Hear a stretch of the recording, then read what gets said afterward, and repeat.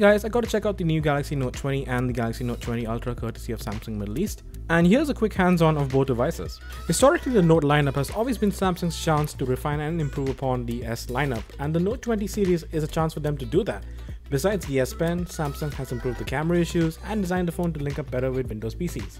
In terms of design, the phones are more squarish than Galaxy S models and feature a prominent camera bump on the back. The Note 20 comes in Mystic Bronze, Mystic Grey and Mystic Green, while the Ultra comes in Mystic Black, Mystic Bronze and Mystic White. And they really feel nice to hold while looking subtle. I do however wish that the green was available for the Note 20 Ultra. The Note 20 has a 6.2 1080p 60Hz screen, 8GB of RAM, 128GB of storage, a 4300 mAh battery and a camera already similar to the Galaxy S20 Plus. It will start at AED 3549. Then there's the fully loaded Galaxy Note 20 Ultra. It has a 6.9-inch 2K 120Hz screen, 12GB of RAM, either 128GB or 512GB of storage, a 4500 mAh battery, and a modified version of the Galaxy S20 Ultra's camera array. This will set you back 4,499 dirhams for the base model. Both phones go on pre-order today and will appear on shelves on August 21st. Both run on Android 10 on Samsung's Exynos 990 chipsets. Middle East users will have to contend with getting a slower processor compared to what the US customers will get, which is Qualcomm's 865 Plus chipset. The Note has improved greatly upon its Samsung Notes app. Besides working seamlessly across Microsoft OneNote, you can annotate PDFs, and the app finally has a folder structure to let you better organize your notes.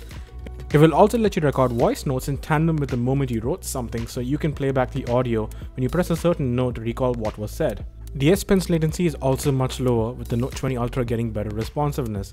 Both phones have improved speeds with the S Pen, however the Ultra's S Pen's latency now matches Apple's latest pencil at 9 milliseconds. The S Pen is the key reason you would pick up the Note. It has always been the case for someone like me as a content creator.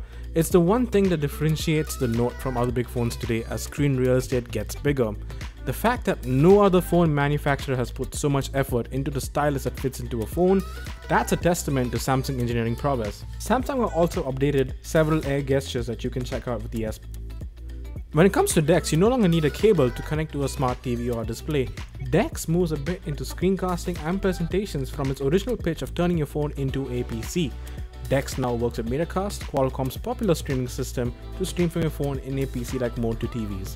Samsung really pushes productivity narrative with Microsoft, including Xbox, by allowing users access to their ecosystem when it comes to gaming. The link to Windows app for Windows 10 will now let you mirror mobile app screens on your PC, and later this year will let you open 6 windows at once, dragging and dropping between your PC and mobile apps. Windows 10 already lets you cast devices as standard, but Samsung's interface is a pretty nice touch. Not just that, you can also use your phone as a mousepad and a keyboard via Bluetooth, so you can take your work on the go. You can also switch out from your DeX on your phone while still running it on your smart TV, so you can use both devices at the same time. That's ideal in a situation when you're watching a video and you need to use your phone really quickly. Samsung's Note 20 brings some much needed changes to its camera. It now has a laser autofocus module which should fix the autofocus issues, and Samsung has rightly and humbly so only said it will only go up to 50 times on zoom. A feature that not many will make use of, but at least it's not a blotched 100 times zoom. The smaller Galaxy Note 20 uses the S20 Plus camera system, while the Note 20 Ultra uses the S20 Ultra's camera system.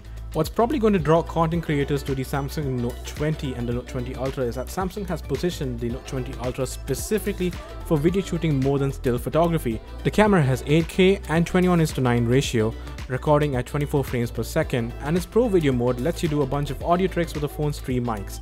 You can turn mics on and off, and to focus your audio recording directionally, change the audio input level in real time, or use Samsung Galaxy Buds Live as a remote lav mic, but it'd probably be best to get a dedicated lav mic professional content. 20 Ultra also records at 120fps to match its 120fps screen. That's our quick look. Got any questions? Feel free to sound off in the comments below. Please like and subscribe, and I'll see you in the next one.